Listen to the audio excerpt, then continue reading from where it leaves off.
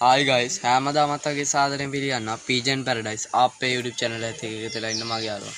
ඉතින් අද අපි ගෙනලා තින්නේ වීඩියෝ එකක් ඇත්තම කිව්වොත් ගමේ කට්ටිය වෙන ගොඩක් කට්ටිය ඉතින් කියනවා මූ හෝමර් සතෙක් කියලා. ඒක අහන්න තමයි අද ඉතින් ඔයාලට වීඩියෝ එක ගෙනාවේ සහ මේ පරිව පෙන්න. හරි ඉතින් අපි වැඩි කතාවක් නැතුව වීඩියෝ එකට යන්න කලින් කියන්න ඕනේ දෙයක් තියෙනවා. අපි subscribe කරලා නැත්තම් subscribe කරලා තියාගන්න. එතකොට තමයි අපි කියන වීඩියෝ ඔයාලා ළඟටම ගෙන්වා ගැනීම හැකියාවක් තියෙන්නේ. සහ මේකට කමෙන්ට් එකක් දාන්න අනිවාර්යෙන් මූ හෝමර් සතෙක්ද කියලා. සහ අනික තමයි අපේ වීඩියෝ එකට ලයික් එකක් දාන්න. හරි එහෙනම් වැඩි කතාවක් නැතුව යමු අපි අද ගෙන ආපු වීඩියෝ එකට. මේ Pigeon Paradise පරවි හදන වෙනස්ම විදිහට.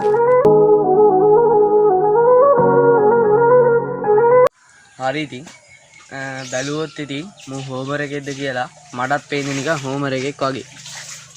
පේනවා ඇති ඉතින් හෝමර් සතුත් ඔය වගේම තමයි ඇහැ වටේ මහතයි හොට මහතයි. ඉතින් ඔයාලා ලං කරලා වෙන්නොත් මේ පේනවා ඇති. ඇහැ තැඹිලි පාටට හුරු ඉතින් මූ සාමාන්‍ය උඩත් යනවා.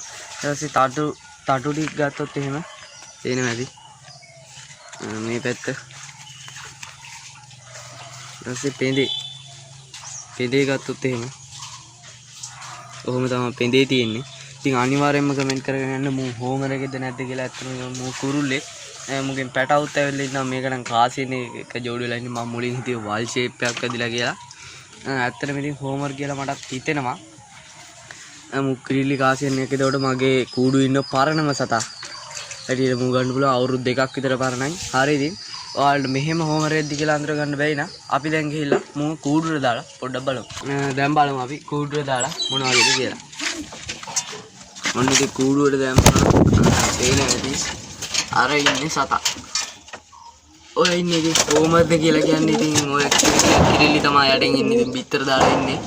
හරි ඉතින් අනිවාර්යයෙන්ම කමෙන්ට් එකක් දාන්න ඌ කිරිල්ලියද නැද්ද කියලා.